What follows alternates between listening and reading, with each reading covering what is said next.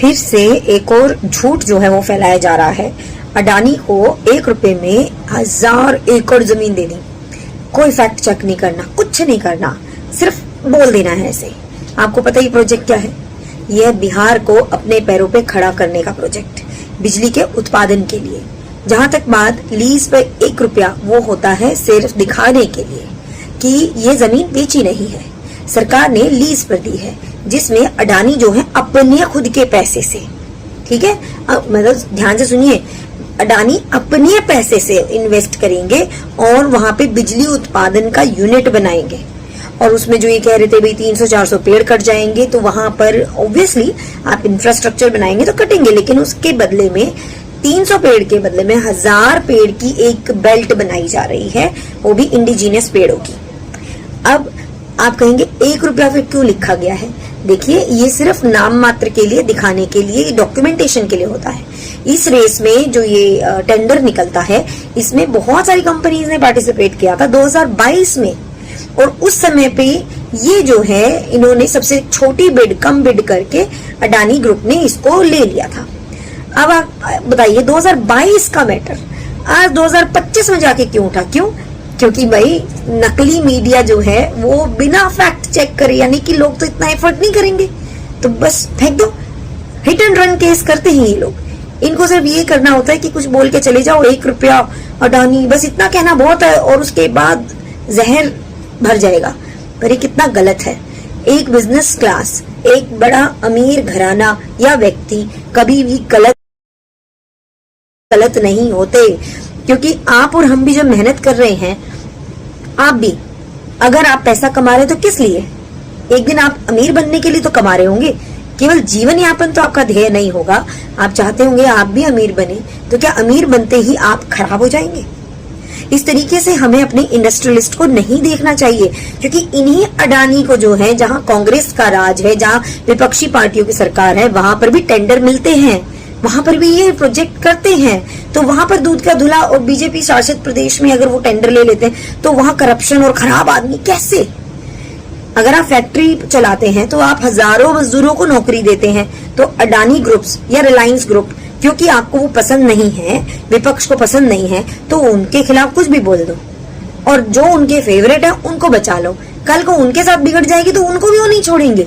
तो देखिए, ध्यान रखिए, राजनीति में कोई किसी का सगा नहीं है, ये टोटली बिजनेस है, और इनसे, इंडस्ट्रियलिस्ट से नफरत मत करिए, बिल्कुल भी मत करिए, फैक्ट चेक करिए, उसके बाद बोलिए।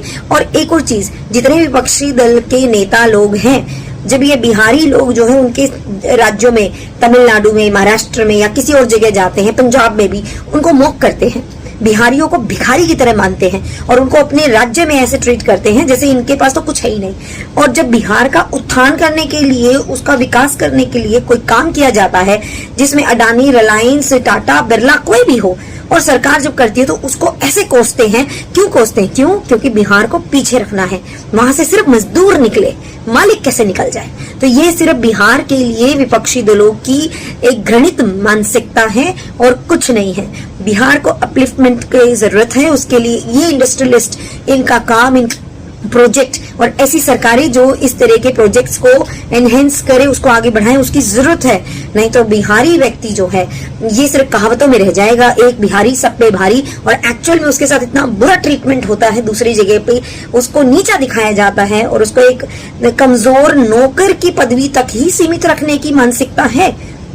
तो इसीलिए जो विपक्षी दल बिहार की प्रोग्रेस में ये 1 रुपया और ये अडानी, अंबानी, ये जो भाषण लेके आते हैं ना और बुराई करते हैं इंडस्ट्रियलिस्ट की, उनको आप जनता उनके बहकावे में मत आइए, क्योंकि इंडस्ट्रियलिस्ट बहुत जरूरी होते हैं देश के लिए। जितना जरूरी एक किसान है उतना ही जरूरी इंडस्ट्रियलिस्ट है।